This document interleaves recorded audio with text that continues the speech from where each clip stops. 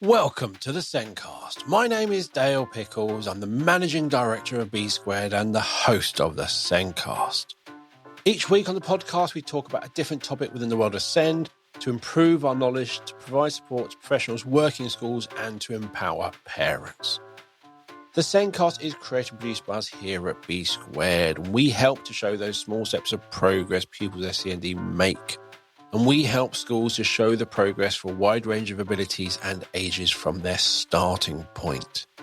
We have a range of frameworks to birth all the way through to 25 with our Steps for Life framework that looks at functional academic skills, employability skills and life skills. So it's all about preparing for adulthood and independence. And for the most complex pupils working within the engagement model, we have our engagement steps. Visit the B Squared website or click on the meeting link in the show notes to book a meeting with me to take you through our assessment software and how it can help you. Now, let's get on with that podcast.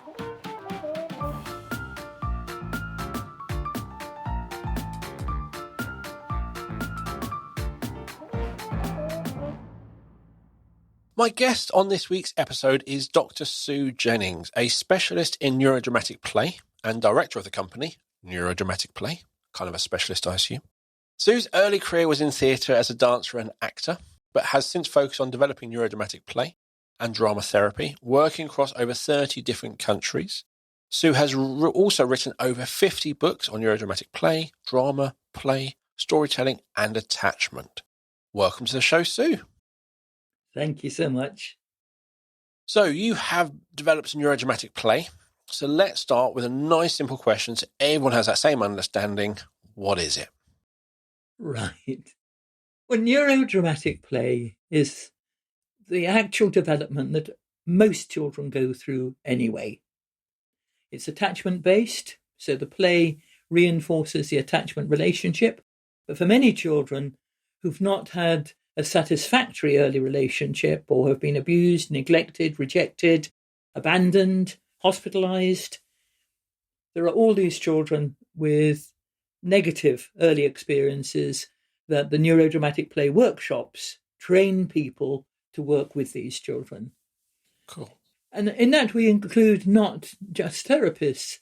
It's suitable for teachers, for parents themselves. We really welcome parents onto the training programs because I think we can start at the root source. Nice. So generally I'm hearing it's kind of like for typical children, there's those relationships, there's those bonds that are built and that trust and the relationship happens. But where that maybe doesn't get that chance to grow and flourish, it needs a bit of a kick, a bit of a boost. Indeed. And that's where neurodramatic play comes in. And we're different from other systems as well in that we are sure in our work now that attachment starts during pregnancy. Historically, there are some practitioners behind attachment reckoned it started by the end of the first year. But in our own work, we realise that really it starts at conception. Once people know they're having babies, attitudes change. And we encourage as much as we can pregnancy play as well as play after the baby is born, because far more goes on with the child's development, not only physically, but what's going on inside that skull during the pregnancy time. So we encourage mothers to be playful with their babies and to actually have their games with them, to rock, to sing, all the creative things that can be experienced, which of course, because the womb acts like an amplifier, the baby hears even louder than they would outside the womb, which is why they recognise their mother's voice so quickly. I was about to say, in my head, that attachment ended up going, no, because in theory, really young children, really, it's that soothing noise of the Hoover, because it's that white noise sort of thing. They've heard it, or their mother's voice.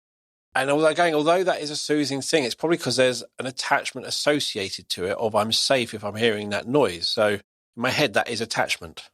And of course, if we play music during pregnancy and birthing music, the same thing, that music can be used to calm babies down, calm toddlers down. Music therapists tell me Mozart is the best. I don't know that from anybody else, but that's what they tell me. When my daughter was young, there was these baby Einstein CDs, which were classical music done in a nursery style way. And yeah, my daughter loved them. My cat didn't. My cat really did not like those.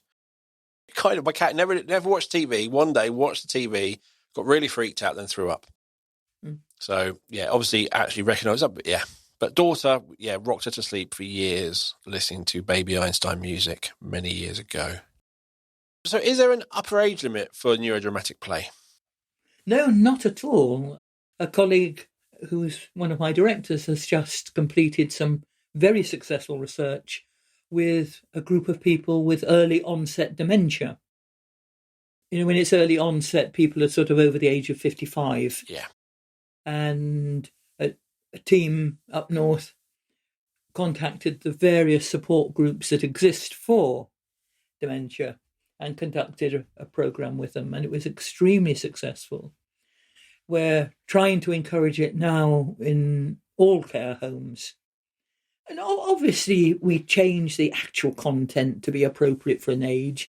You know, we don't expect elderly people to start doing flower and water play, but they enjoy planting bulbs and earth, which is also messy play. Because there are two threads that are so important that go through any age group. That's rhythmic play and messy play. And rhythmic play based on heartbeats, which later become clapping games and singing or drumming.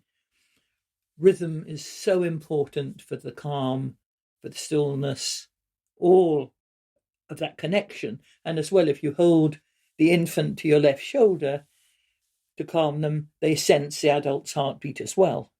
Did not know that. But by contrast, the messy play, which parents say to me, "Oh, Sue, we're trying to get them to be clean and tidy and you're letting them make a mess." And I think people have this idea that messy play means throwing pudding at the walls. But messy play has its own borders. It is regulated. But with messy play, a child is discovering. It's curious. They're experimenting. They're making lotions and potions and what happens when I do this. And of course, what reassures parents is when I remind them that messy play is a foundation that will lead to technology, mathematics, scientific research, all of those activities which are so favoured in our society more than the arts. If you can go scientific, everyone loves you. But messy play is where it begins. I suppose. So those are the...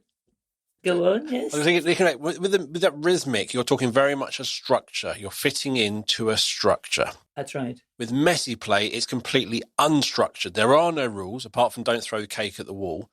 It is literally, you do what you want. And I think for some children, they like the structure. And they like this. You're given them the confidence to be unstructured. Children will come in and look at the messy play, like whether it's water and sand or earth or whatever it might be, and look at me and look at it again as if asking permission to make a mess. And of course, they've come with instructions to be clean and tidy and not to make a mess. When I was working in Kazakhstan and children were coming to our sessions through an orphanage, the superintendent there, bless her, sent them all in their best Sunday clothes. And you can just imagine all the boys had sort of very neat little sort of sailor suits and ties, and the girls had lacy socks and frilly dresses. So in the end, we just found coveralls for them. And that is a very interesting thing. People will put plastic aprons on babies and toddlers rather than something made of fabric. Yes. So if a toddler comes to nursery to do messy play and wears dad's old T-shirt, it comes right down to their knees. It is soft and comforting. It even smells of dad. It's a far, far more secure thing to be wearing than plastic. So we're very anti-plastic aprons. I remember when I was in primary school, it was bring one of your dad's old shirts in and put it on backwards was like the apron. Oh, right. Yes, similar thing. Because Absolutely. when you're small, it's very big, so it covers a lot of you. Yes, indeed. All the way up to your neck. You gradually have to encourage children to participate in messy play.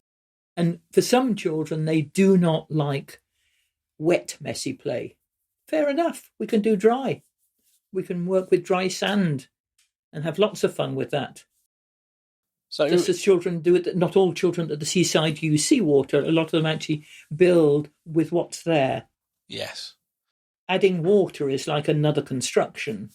So where you're having to really teach them the messy play, are they much easier, much more happy, much more straight away into the more rhythmic, structured play?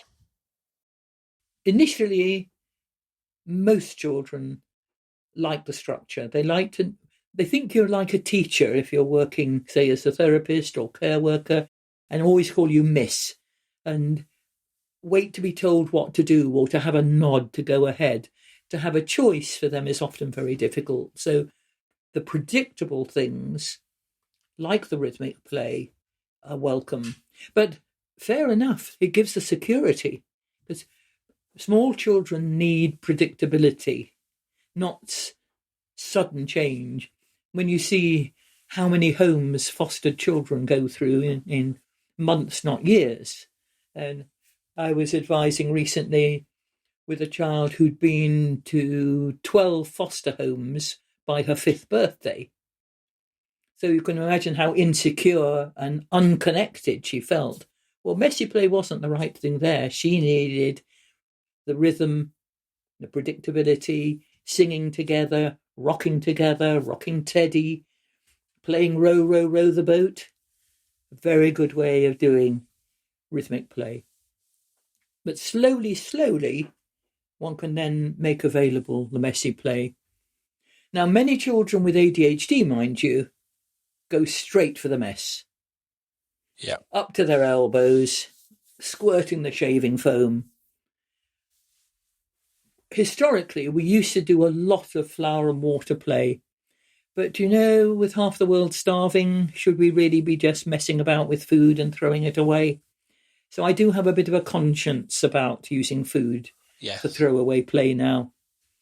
Makes sense. I have to use it, then I do a deal with myself, then I buy the same amount of food for the food bank. And then it doesn't feel quite so extreme. No. But there are other things. I say sand and earth for a start. Wood shavings is great for messy play. Shaving foam is great. You can make your own snow with it, rubbing your hands together with it and clapping. And then finger paint is the next step on from that, isn't it? Yeah. To being able to paint with your fingers instead of having this idea that you need to be formal and paint only with a brush. I had one 9-year-old come for therapy with me a few years ago, and she looked around the playroom and then she said, I want to do some painting, but I want an easel. And she wanted an easel to paint with, and she wanted formal sets of paints and the choices of brushes. And that was sort of like her rhythmic play. That was known and steady. She felt secure. So we just went with it. And her pile of pictures was, almost up to her waist by the time. I suggested just nonchalantly to her whether she'd like a box to keep her pictures safe. And she said, oh, yes. So we found a box and she painted the inside and the outside. And then she asked me if I had an ink pad so she could make a thumbprint on it.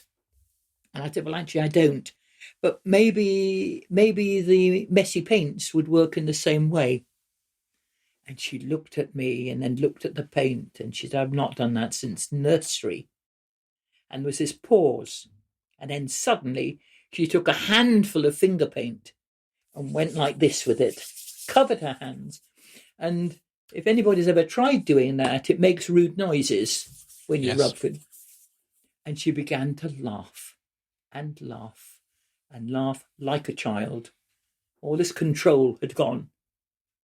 So they don't tell you in the books what to do. I just copied her and I got my finger paint and we had a competition who could make the rudest noises. But that's how her therapy moved on. It was very, very interesting that from that moment of beginning to make a mess and being rude, she could move on with the therapy and got into some very, very deep areas, which obviously I can't talk about in this context, but to do with neglect. So one of the things is I'm kind of hearing what you're doing, and in my head I've got an idea of where it's going. Mm-hmm. But why would she come to you for this therapy? What are you trying to fix on them? What are you trying to fix? I know it's not the word fix. Okay. Well, what triggered it in the first place was she was self-harming at 9 years old. Oh, God. And she'd pulled out all her eyebrows, she'd pulled out all her eyelashes, and she was now beginning to pull out her hair. And it was when she'd developed a bald patch that the family realised that we needed an intervention. So she had a formal referral to me as somebody who did play therapy to intervene at that point. And it took a year, but at the end of that year, the self-harming had stopped. The hair was regrowing, so were her eyebrows and eyelashes. So was that around lack of control? Or do you know what the reason was? Without going into actually the individual's details? Yes, I think what was happening with the self-harming is she was in a very dysfunctional family, shall we say, where she was quite overwhelmed with what went on in that family. And by hurting herself, and in a sense destroying even a bit of herself, she was at least in control.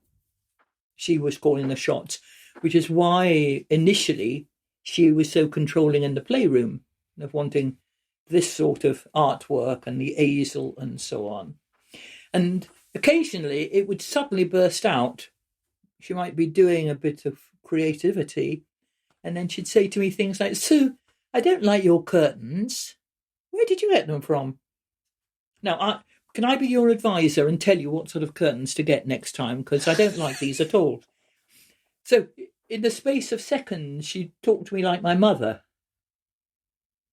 So the control factor was coming in all the time. And I think it was based on the fact that she had absolutely no control to the total chaos and sadness, shall we say, that was going on at home. Yes, that's the thing. Again, the structured side is probably quite calming and soothing, but actually having a nice, sensible structure, knowing what can happen.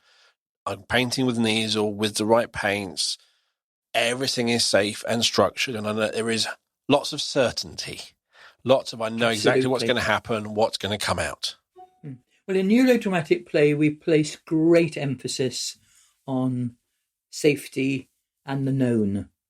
Yeah. And scientists these days, particularly in polyvagal theory, with Stephen Porges' groundbreaking research, he reckons that to feel safe is actually biologically based,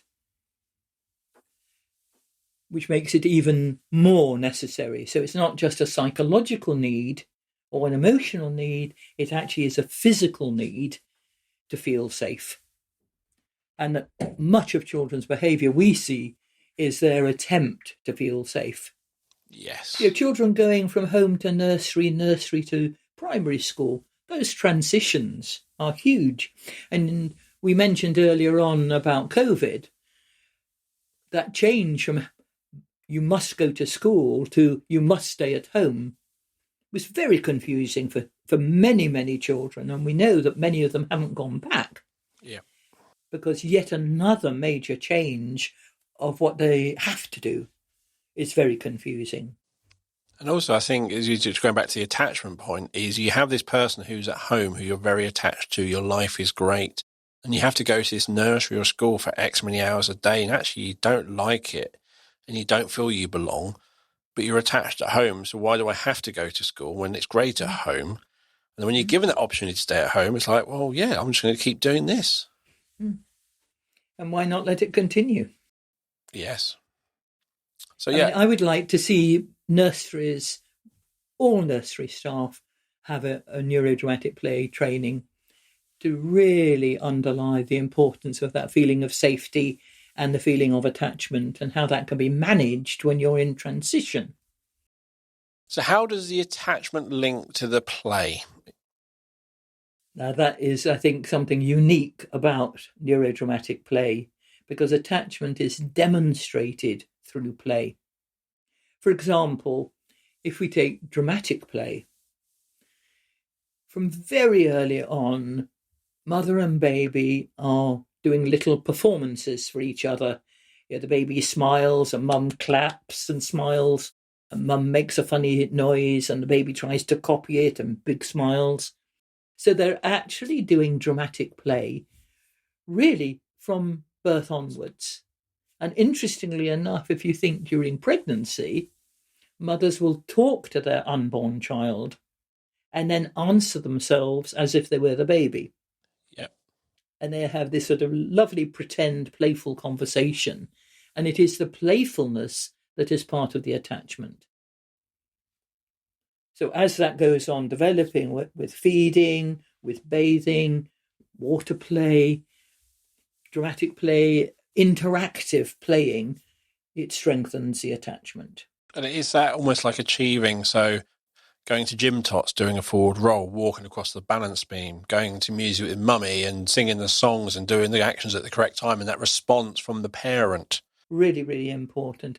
And of course, something we emphasize is when there is dramatic play very small, one is copying the other. Mother is copying baby, baby is copying mum.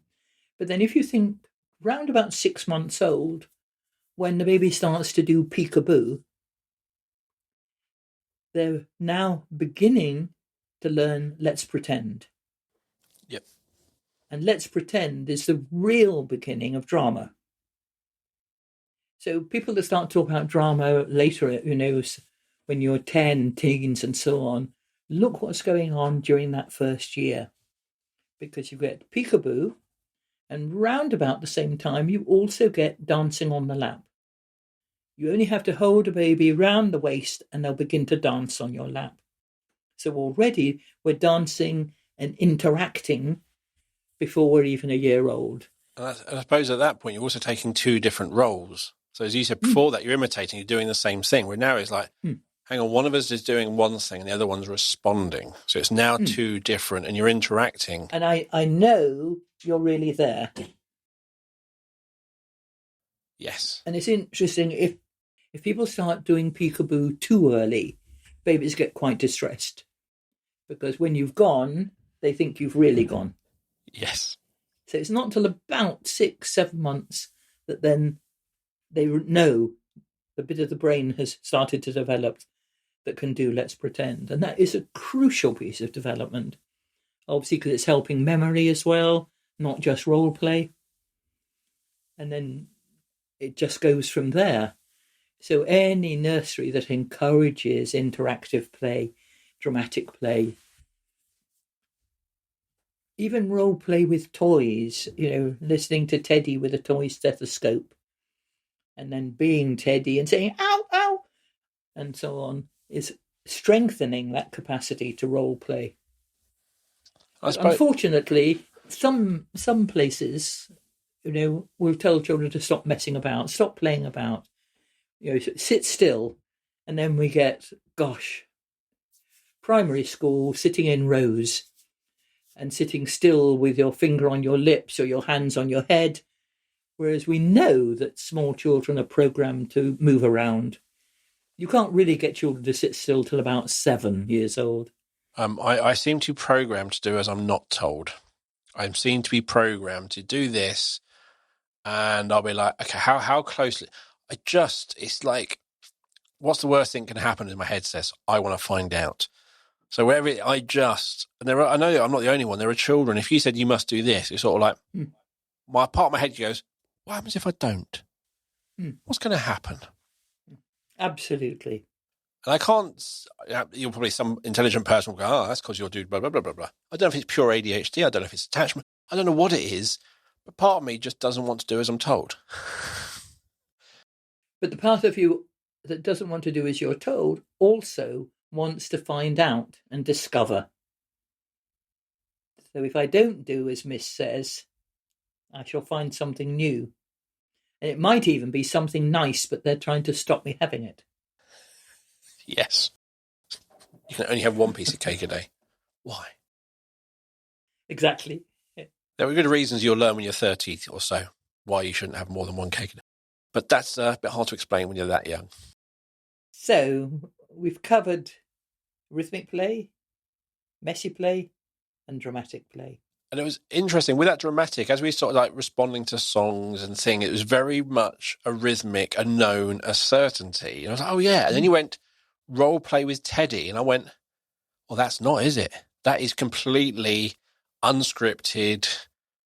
That is kind of messy-ish, but messy, not with actual things, but it's unstructured. It's just playing and seeing what happens and how people respond. And I think it's crucial. Again, we need to anticipate this with some gentle training, that children aren't called silly and aren't told to stop messing about. And it's very easy for adults to try and make children get into formal styles of learning rather than allowing that glorious time of finding out. I think discovery is one of the most important things we can support children with, if they feel okay about it. Yes. If they're safe. I love the TV show Ted Lasso, and his big thing is be curious, not judgmental. So if they're doing messy play, don't just say, oh, let's do this instead. You're judging that they're wrong and you're right. Be curious. Absolutely. What are they doing? Why are they doing it? Where's it going to go? Because if you've never done that, you don't know where it's going to go. Also, they might not know where it's going to go. But let's find out. I always remember two of the grandchildren they couldn't quite say experiment. They called them periments. And they would sort of open my kitchen cupboards and mix together flour and washing up liquid and lentils and mix it up and then put it behind the garden shed. Of course, when they came back to it, it was extremely smelly. But they said, we know how to make smell now.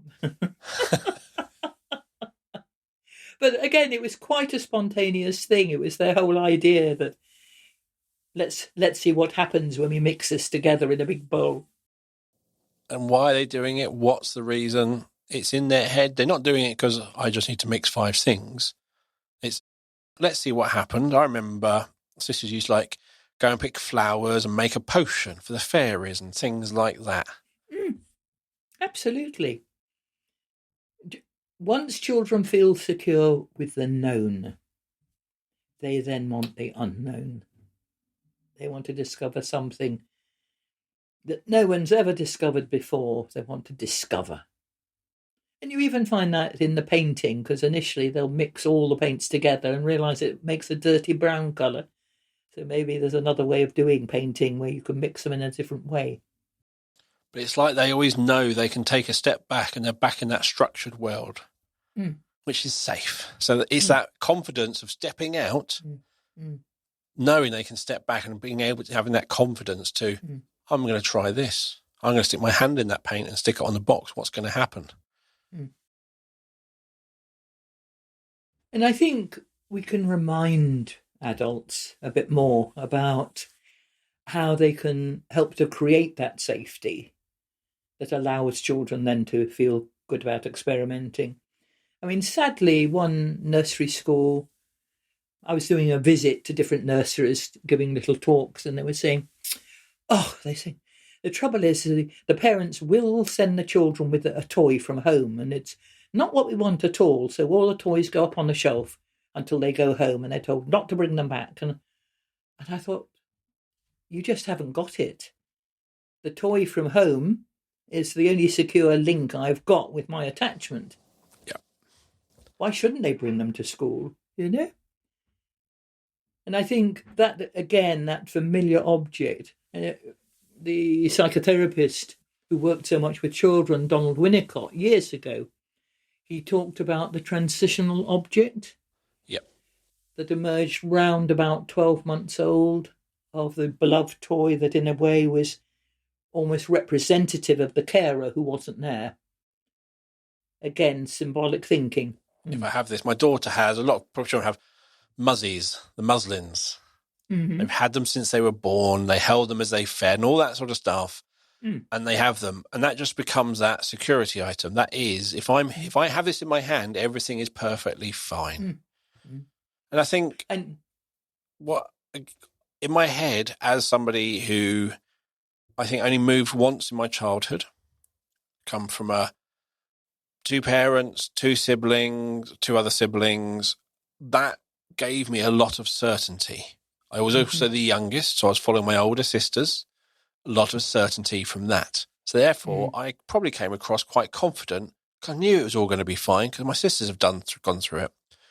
Whereas the girl you mentioned earlier, who's been in 12 different homes in 5 years, all the adults changing, all the locations changing, all the towns changing. It's not a different house in the same area in the same school. It's probably a different school every time. So that's 12 schools, 12 sets.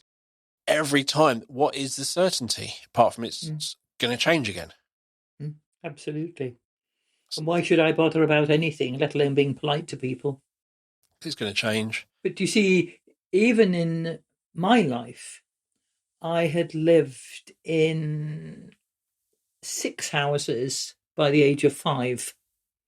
Wow. Because it was during the war and my dad was being relocated to different doctors' practices who were away at the war. So he was like a peripatetic doctor and we sort of went with him.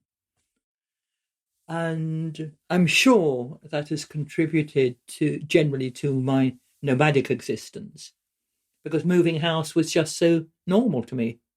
But again, you moved house, but the people around you was a constant. Exactly. So it didn't become the major trauma, but it became very difficult for other people to quite understand. I mean, one friend rang up and said, I've got 2 pages in my address book for your address.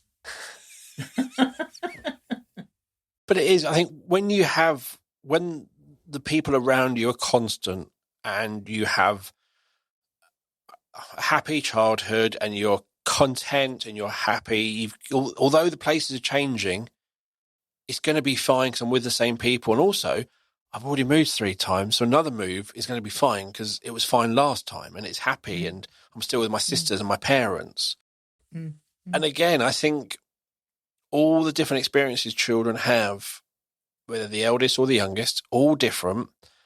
And I think we often just think, well, I didn't need that when I went to school, or that child doesn't need it, so they don't. Actually, there's a lot going on behind the scenes, a lot that we don't know about, a lot that we haven't asked. Should we ask? Why should we ask? Actually, why not just accept that child does need that toy coming from home? Because it means they know that by having that, it gives them that connection to home. Indeed. And taking the whole topic of safety even further, I suggest to primary school teachers that they think about having a safe place in the classroom, which would be in a corner with a play tent or a couple of big boxes or a couple of small blankets, whatever. That before it gets too extreme, a child that feels unsafe in the classroom can go and hide for a bit and feel okay about it. It's not rocket science. And I suppose how we'd all feel. The box or the little tent is because at home they probably make a fort. They have a box. And it's a nice way of visually blocking out that I'm in school, I'm in my box. Like I'm often in my box at home or in my tent or fort or whatever it is at home. I'm in a similar thing. Yes, it's interesting that the building of a den is on the one hand something new, but it also actually creates something safe. And in my head there's a control. I can make this how I want. And I bet you if you had 5 children making dens, they'd all probably build it slightly differently. But if you went to different places, each child would probably build it the same way each time.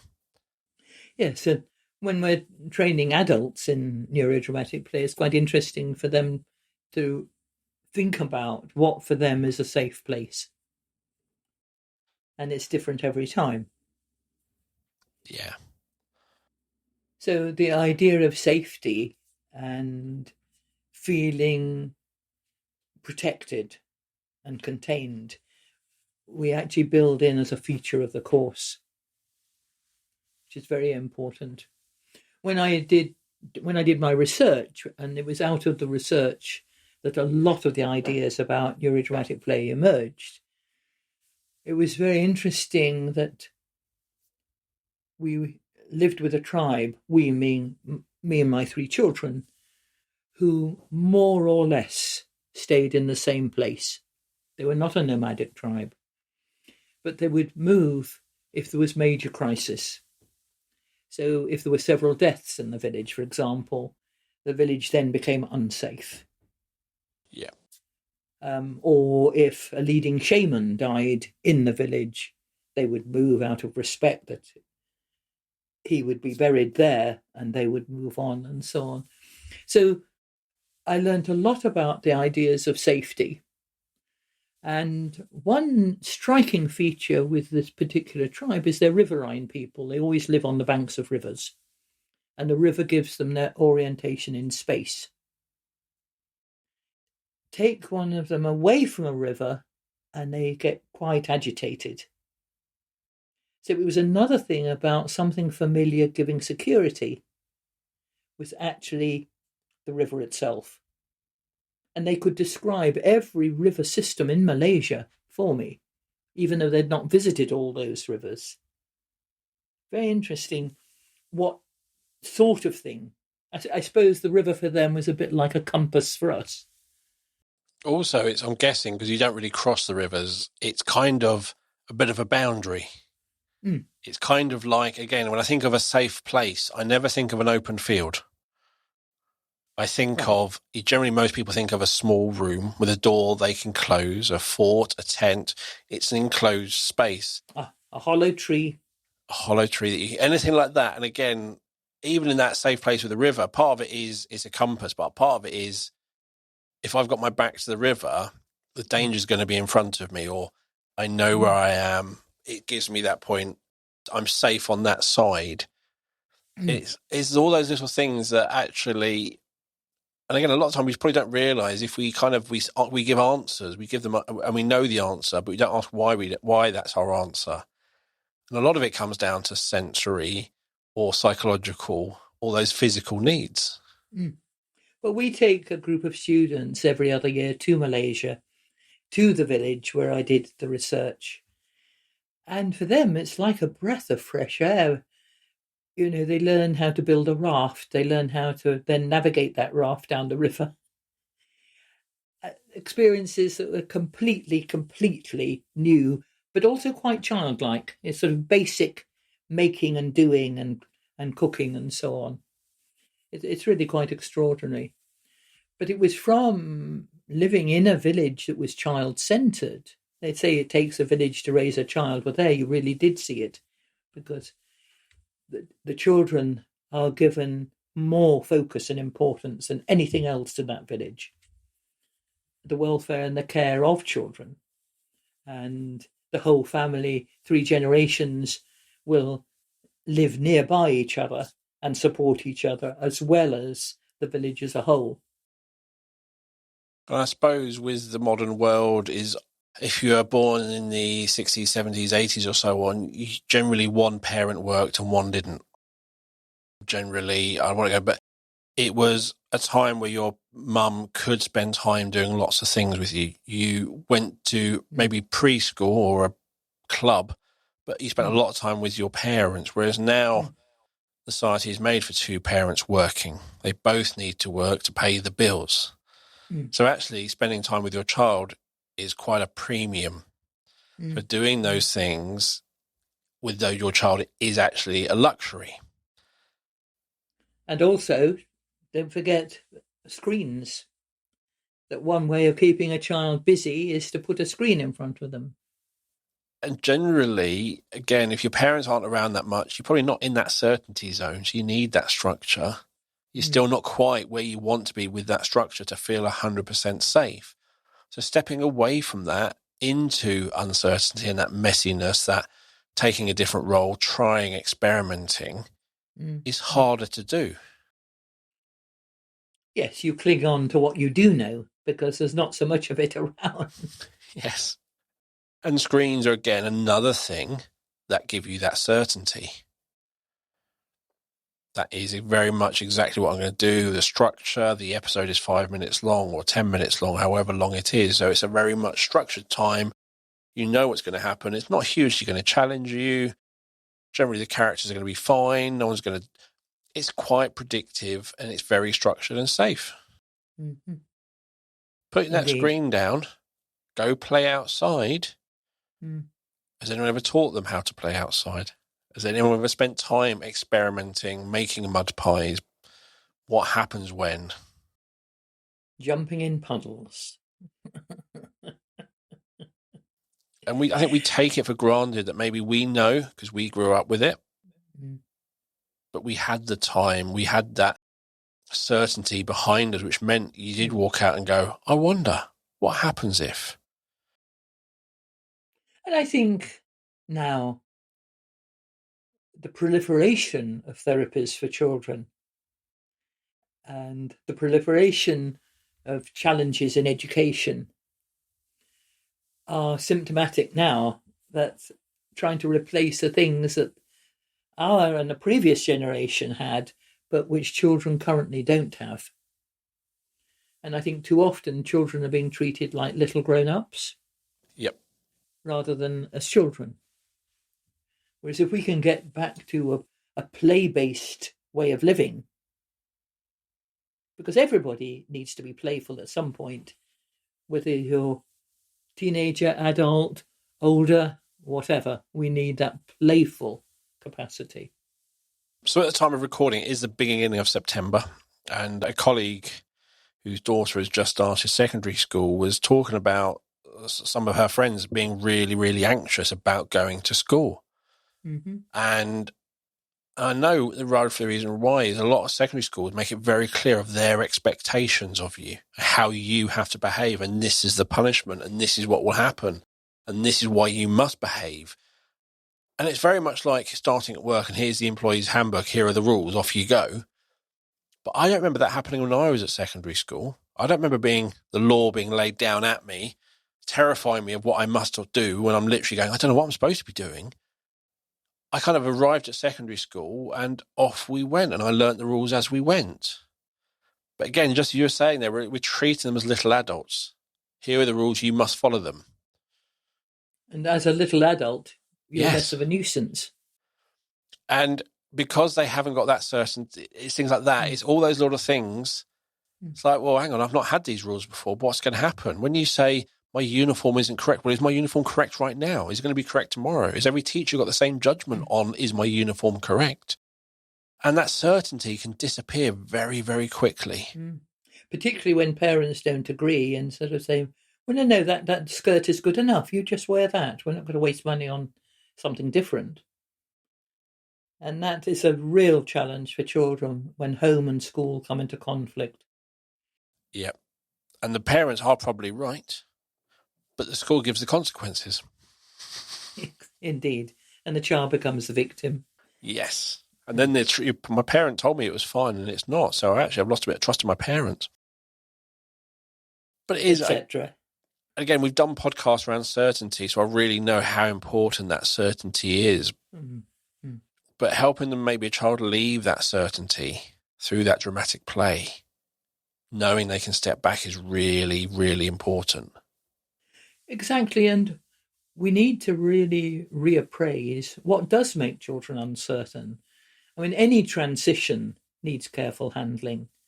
Any loss, and certainly loss during COVID, was huge for many children. And I've heard children talk about, well, I'm not going to school, because I might come home and find somebody dead. Loss of pets, loss of a special toy. all these things, dealing with transition and loss, is so important for small children, and largely, I think, goes unrecognised. But when you can dramatise something in dramatic play, when you can play something out and get really angry with banging your drum, whatever, play is both a resolution for things, but it also is an outlet for things. It's got so many aspects that we just need to put play back into society again at every level, including Parliament. We did a podcast years ago on therapeutic story writing, and often really? children wrote the stories about someone. It just so happened that someone was probably going through a similar thing that they were. And it was important, and that you never talked about you as a child who's written it. You talk about, if you take it in context of the character, then you can actually have a conversation about it and maybe suggest answers or maybe suggest things that could change. And as you said, the drama side is exactly the same. I'm not telling you my story. I'm helping Teddy through his story, or I'm doing this, or I'm pretending this. But actually it's linked to something going on that I'm struggling with. I mean, that was something so interesting with the tribal people that we lived with, because they were inveterate storytellers about their origins, how they came into being, their creation myths. But also the shaman would use storytelling as a way of reminding people of obligations.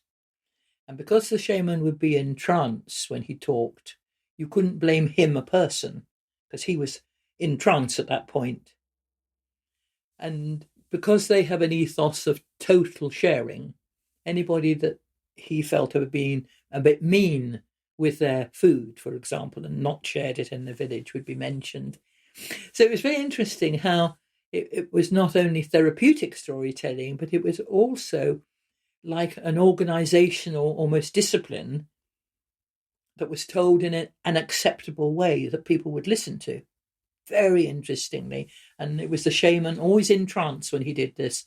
He didn't sort of sit in the doorway of his house and tell people off, and, but in his shamanic role, he was able to curb excesses, put it that way, or remind people of obligations. And I bet in these little story writing things, how many times the characters' parents didn't understand and they were wrong, and here are the reasons they were wrong. That's not the child telling their parents they're wrong. It's the character in the story telling them their parents are wrong. So again, it's the same sort of thing, is you can let feelings out of where you feel things have been handled incorrectly or misunderstood, not from your voice, from the character of the story. Exactly. And something else very important with these people was even the houses were built in such a way that encouraged rhythm, because they live in stilt houses 2 or 3 feet off the ground, and the floors are made of split bamboo. And if you walk across split bamboo, it gives way. So whenever you walked across the floor in the house, you were in a rhythm. Yeah. So rhythm was permeating you physically all the time. So they danced frequently, they sang frequently, they played bamboo stompers frequently, and so on. So they were a very rhythmic people, which has again helped to inspire me about the security of rhythm and how important it was. Certainty, know what's going to happen next, all those sorts of things. Especially living in a jungle when you don't know what's out there. Providing that certainty means that I'm a bit calmer when I go out in the forest tomorrow or the jungle. Absolutely. I mean, I think the most scary thing that happened to us was we woke up one morning and obviously a tiger had visited the village, because there were pug marks under everybody's houses. Wow. That was a something. So we never saw it.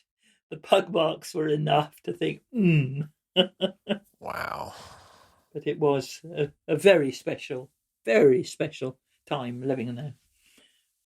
So you've done lots of research on NDP, and they say not just in the UK, around the world. You've worked with lots of countries, and you've written lots of books. So in the links which I'll mention in a minute. We've got the handbook on Neuro-Dramatic-Play and healthy attachments and Neuro-Dramatic-Play. You've also, I think you mentioned just before we started recording, you've written a new book? Yes, this is the definitive text on Neuro-Dramatic-Play. It's a handbook with 17 chapters in it, and I've edited it together with a colleague, and my copies should actually arrive today. They've not arrived yet, so I can't show it to you, but it's a real landmark because Routledge are a major publisher, and for them to endorse a book like that really means that NDP is on the map. Yes. Which I'm very thrilled about. I'm being commissioned to write another book on Neuro-Dramatic-Play and infant mental health. And I'm very pleased about that because I think that will be a resource, again, for teachers and parents, not just for therapists. Wow, nice. And again, it's one of the things I like about this one, because sometimes I'll do an episode where I go, I know what it's going to be, I can really join in. And other ones like today, I'm literally learning. And then everything you're saying, I'm going, this makes so much sense. The certainty, the stepping out into uncertainty, bringing it back, having that confidence that the safety's there. And I think you always, a child, your mum's your safety bit, your dad's your safety bit. You run off and you come back and a big hug. Yep, they're still here. I can run off again because they'll still be here when I get back. And all those sorts of things help you feel that confident to experiment. But if you haven't had that certainty, if you haven't had that safe harbor, if it keeps changing, if your kind of certainty world is quite small, actually, you're never going to leave it. You're going to stay there because it's going to change again next week. So why do all these things? Why try? Why try going to a new school? What's my new teacher going to be? Why do all these things? And you need that certainty, that safety behind you to be that person. Absolutely, in a nutshell. And that's what Neuro-Dramatic-Play is all about. So it shows you very much that I've paid attention. So thank you very much for coming on the show today. As always, you'll find my guest contact details in our show notes. So you'll find website, email, Twitter, and Facebook pages. You can get that. Links to some of the books Sue has written. And as always, you'll find the show notes on our website or wherever you listen to the podcast.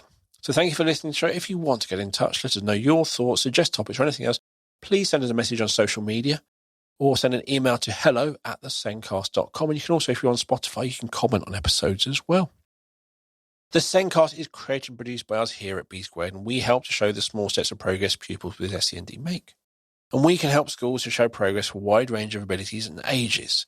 We have a range of frameworks that suit students from birth all the way through to 25 with our Steps for Life framework that looks at functional academic skills, employability skills, and all those independence and life skills. And for the most complex learners, we have the Engage model, a framework called Engagement Steps, but it's actually about the skills they're kind of working on, not just their engagement. And we can then profile their needs and show the progress they're making. Visit the B Square website or click on the meeting link in the show notes to book a meeting with me to take you through our assessment software and how it can help your school. So thank you for listening. We'll be back next week with another episode of the Sencast. It's goodbye from me. And it's goodbye to me, but don't forget to play. Yes, have fun playing, even as an adult. My mum always used to say to me, when are you going to grow up? I'm running a company. I'm paying all the bills. I've got my own kids. What do you mean by grow up? And it basically meant stop playing and be boring. That's what she meant. But I'm not doing that. Bye, everyone.